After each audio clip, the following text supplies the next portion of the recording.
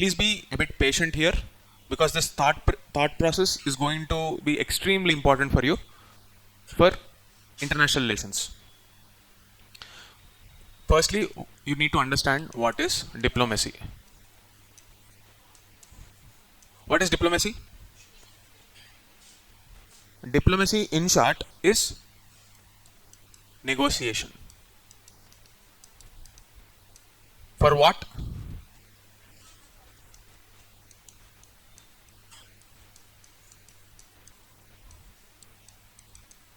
What is the name that we gave to this?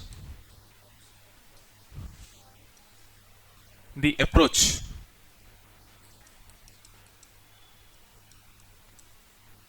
What is the name? Strategic.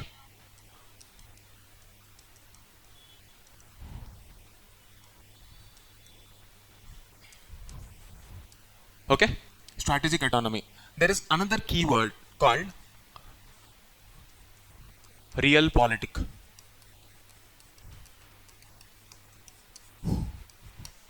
Or if you are a political science student, you will know realism. If you want to link this realism to GS4 ethics, international ethics, ethics in international relations ethics. Let's first understand the thought process behind all of this and then look at the issue. Clear? What is the purpose of having a Ministry of External Affairs? So that whatever is happening outside doesn't affect India. When you look at GS1, you have something called globalization as a process. Yesterday when we were talking about not this class maybe, okay, globalization as a process. When you're talking about globalization, it's a process which facilitates exchange of goods and ideas because markets are integrated across the world. Today we import from China a lot of things. Most likely the furniture that you are sitting on or the cameras, equipment, everything. Like we have discussed this multiple times. There is an origin in China. Right. Now, if you stop globalization, it will lead to scarcity. It will lead to stopping the growth of ideas. Globalization cannot be countered. But political resistance will always be there. Right. What happens in politics is different from what happens in the markets.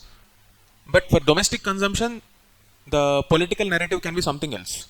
But in reality, nobody wants to oppose globalization. They just want power, money.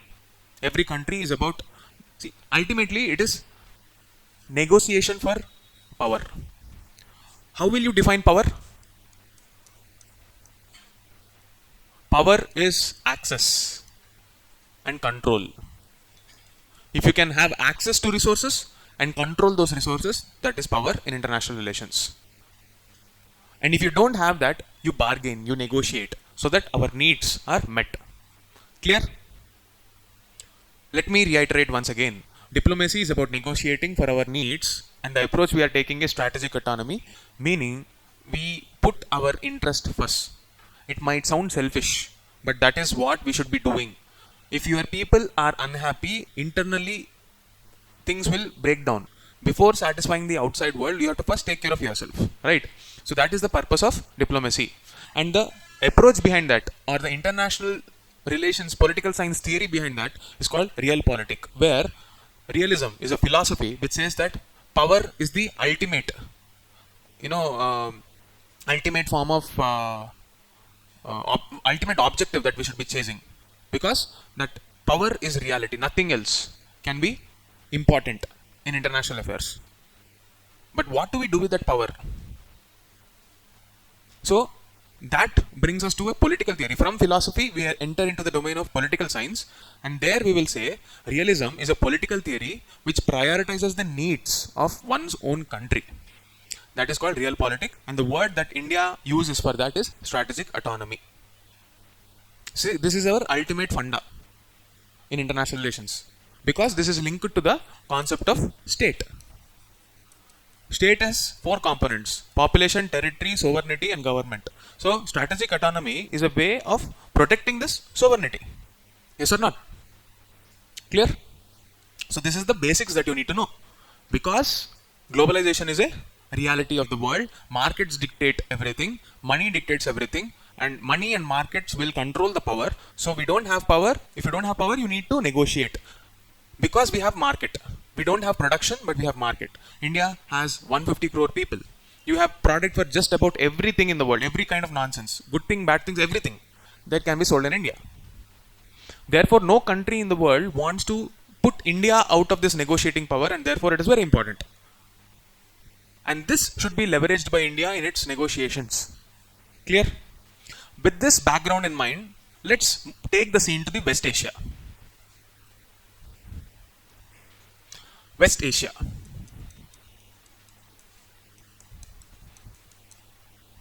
Why should we negotiate with West Asia?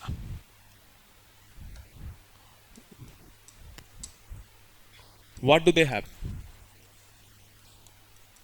There must be something that India needs and they have. What is that? Oil. Okay. It is because of the same reason even US is interested. Everybody needs oil. So, just like us, even the countries in the West Asia, they know what they have. That is their bargaining chip. Right? They will use that for their advantage. And what should we use? We should use markets for our advantage. But there is something called elasticity of demand.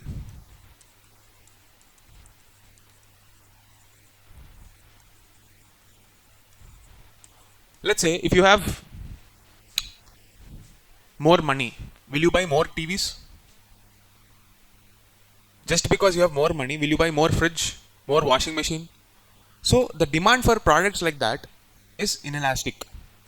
But when it comes to commodities like oil, which are finite, people want to store them, countries want to store them. And in moments of crisis, they want to store more. So the demand is elastic and therefore prices fluctuate a lot. Right? This is the main funda. If you link this to GS3 external sector, you have a concept called balance of payments. And in that balance of payments, you have something called the current account. And that current account, if it has a deficit, it creates current account deficit. It will have an impact on inflation. And this inflationary pressures will have impact on the quality of life. This is the impact it will have on common man. You might be wondering now, how Israel and Iran fighting is relevant for us. You should notice that if a country like Azerbaijan is fighting with Armenia, it is not the same. The impact is not the same. But if there is a fight in West Asia, India feels that pinch much harsher way. Okay. Therefore, India does have stake in West Asia. All this understanding, whatever you have learnt, you should communicate to the examiner in that 7-minute pressure in a single line. So, if there is a question, the ongoing tensions in West Asia have implications for Indian stability. Critically analyze the steps taken by India or the steps that India should take to create a rules-based world order and global stability. Comment in the context of the recent events in West Asia.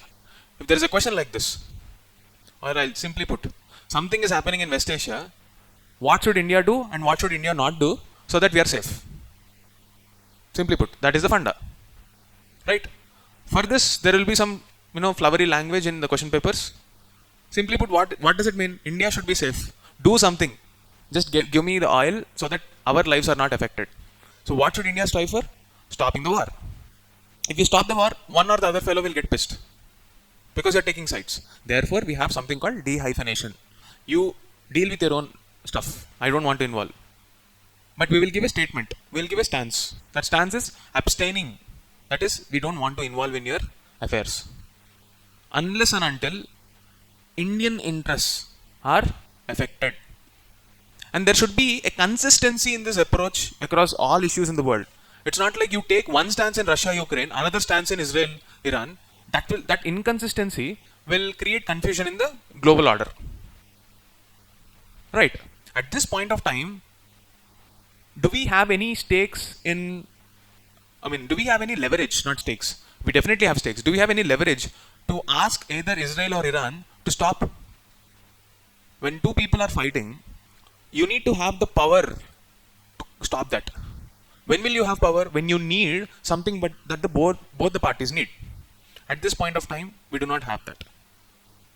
So our focus should be purely on restricting the fallout of that fight in such a way that it doesn't impact India. Clear? Everybody? Now, you understood the dynamics of West Asia. Let me take a step back and go into the background of why this fight is happening. Why? See, you can, for UPSC's sake, you can use many fancy words to, describe.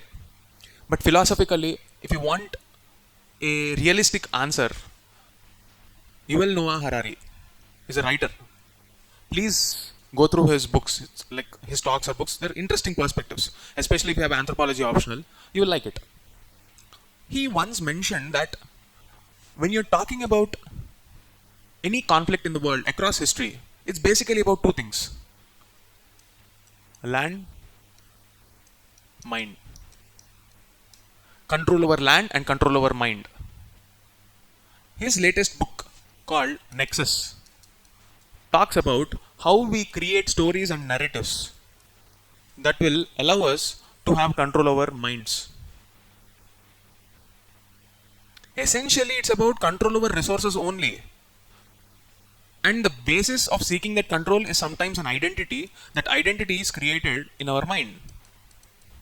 That identity is our collective, expression of how we want to live. And no two people want to live alike. Alright? No two groups may, or forget groups, no two individuals sometimes don't want to live a life alike. Again, those relations are negotiations only. If that is the case between two individuals, imagine the case between two groups, two societies, two countries, two civilizations. And that is where most of the conflicts come from. So the central identity that we are talking about here is the identity of Arabs versus Jews. It's basically two groups. Okay? Two groups who want to exert their identity on a piece of a land, and that land is what we know today as Israel. Historically, Jews were here first, but that land was developed according to Arabs by their cultural attachment and their investment into that region. But these people feel that they have been subjugated, their identity was washed away, they were persecuted across the world. At least we need one small piece of land so that our identity survives, our way of life survives. And it is because of this conflict you will see a blowout in this region. Strictly speaking, what is there in Israel? It's a desert. But why are they attaching so much importance? Because of that identity element only. Arabs have their place. Islam has its important places of worship there, and Jews also have their important place of worship there. So that conflict is not just limited to land, but it's also about the strategic location. It is at an important corridor where you can control power, sea lanes, trade is controlled. So because of all these issues, this is a perennial conflict from many years, which began in 1917, intensified after Israel was created by Britain in 1947, and continued till date. In 2006, Gaza Strip was attacked. There is something called Gaza Strip. If you take a look at the the conflict of Israel and Palestine, you will see this entire history. That's not the focal point here. I've discussed this in my YouTube video, the brief background of what this Israel-Palestine conflict is, what is the meaning of intifada. All this are discussed in that YouTube video. In prelims 2025 playlist, I created one video on places of news. So in that, I explained the background of Israel and Palestine, along with along with the maps and all. You can go and have a quick look at that for mapping. But coming back, what are we focusing here on? There is a fight for this identity, and this conflict has been going on forever. So Iran wants to support Arabs, and this is done till now, according to Israel, through proxy warfare. Proxy warfare means, according to Israel, there are some groups which are instigating violence against Israel and threatening their existence. These proxy groups are, according to Israel, terrorist camps. Hamas, Hezbollah. And these groups take shelter in countries that are surrounding Israel. All the peripheral Arab states, Arab supporting states, have some presence in this conflict because of the identity aspect. Because of this reason, what is happening there? Israel is feeling threatened because it is surrounded in Yemen, Lebanon. All these groups, it's carrying out attacks in all these places. And Israel discovered that the root of all these conflicts and the proxy wars can be mapped to Iran. It was fighting, and finally it decided that, okay, we have had enough. I want to go for an end game. This is what Israel thought. And that preemptive strikes. Preemptive means you are taking it as, Israel felt threatened by the intelligence information it had that Iran is stocking up nuclear weapons to attack Israel. So it wanted to attack Iran. But these nuclear camps or the arms that you're talking about, they are not present on the ground. They are deeply underground, very much fortified. As much as Israel is a very developed nation, its military capability is predominantly in air, not on ground. It doesn't have the capability to attack the bunkers that are there in Iran where these nuclear weapons are there. A place, for example, that place is called. So if Israel has to attack places like this, it now needs the support of technological prowess of US. And this is where our POTUS, that is the President of the United States, Donald Trump, comes into the picture. Yesterday, he warned the chief of Iran, Supreme Commander. It's like a typical warning, movie dialogue style warning. We know where you are, just surrender, otherwise we'll kill you. Not yet. We are not going to kill you yet, but if you don't surrender, we will kill you. That's going viral on social media now. That's a different thing. What will happen, we don't know. But let's understand the endgame strategy of Israel here. Do you really think killing the Iranian leader will stop this conflict? You can kill a person, not an idea. And there is never a way, if both the sides are also dead, the next generation will keep on fighting. So wars are never a solution. So what is the end game strategy that Israel is trying to have now? What are the options available? One, end all conflict by war, by attacking the nuclear sites. Two, what are the options available? Tell me. Dialogue, negotiation, and action. If you take the first route, what happens? You will run out of money. Both the sides will fight. One of them will be tired. And money will be exhausted. This has been the history of wars. Did any war ever give a solution? Any war in history? Like forever that matter is settled. For that time period, power was tilted in the favor of one party. But did it ever end up with a solution in such a way that it never came back? Wars were never a solution. So if Netanyahu thinks that this is the solution, it's not going to work. I'm not saying Iran is right here or Iran is wrong. We don't know for a fact. If I were in Israel's position and if I'm feeling threatened, what would I do? That is the central point here. And apart from that, what is it so problematic that India wants to involve in this region? Because there is one place called Strait of Hormuz.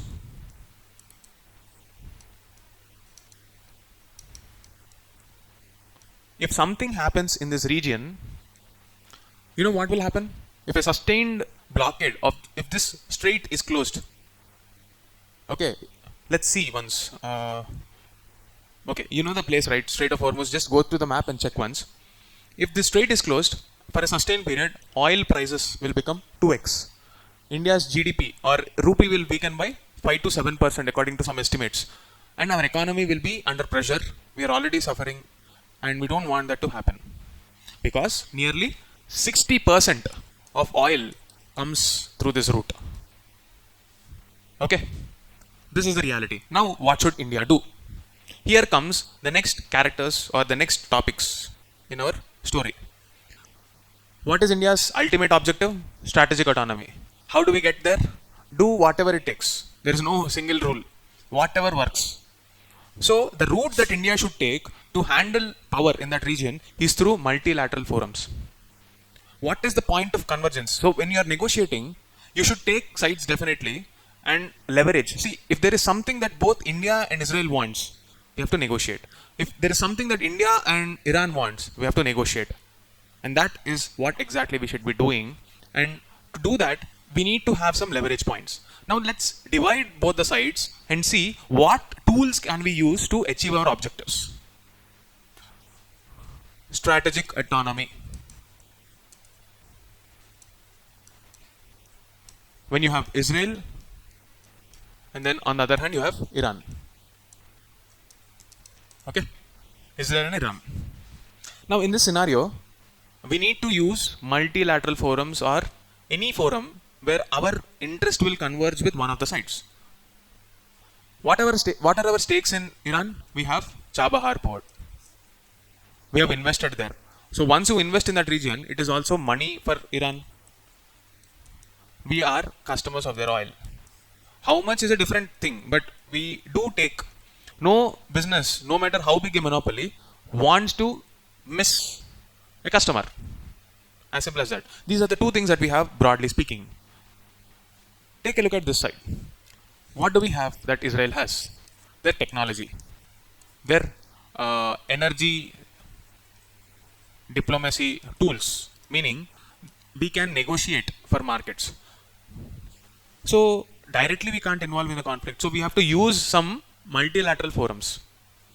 The forum that you can think of here is called I2 U2. Israel, India, USA and UAE. Here you have Shanghai Cooperation Organization. Here there are many countries, all the 5 stans of Central Asia, Uzbekistan, Turkmenistan, all that, Russia, India, Pakistan, China. Okay. So these are the two broadly available active forums that we can use. What is the difference in the focal point here? This, whenever you see US, it is market led. Here, paisa or money is the focus. But this, you can't, of course money is important here, but the focus is safety, regional architecture. So anti-terrorism agenda.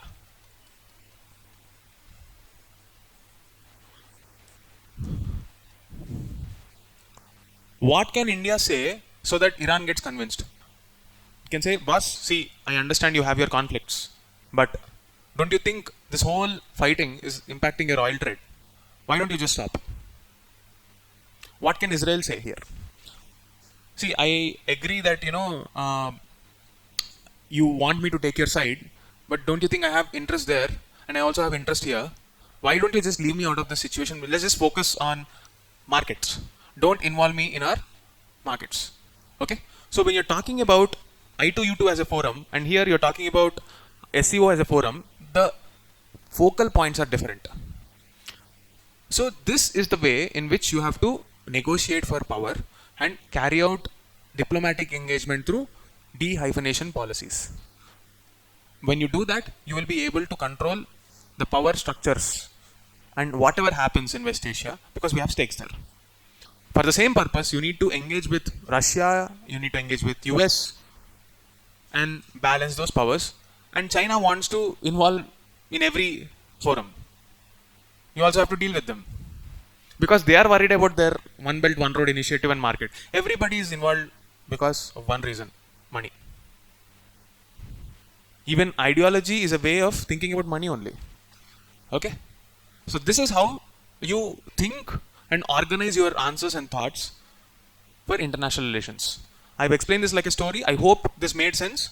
And any issue that you read, it's about picking up keywords to describe the stories.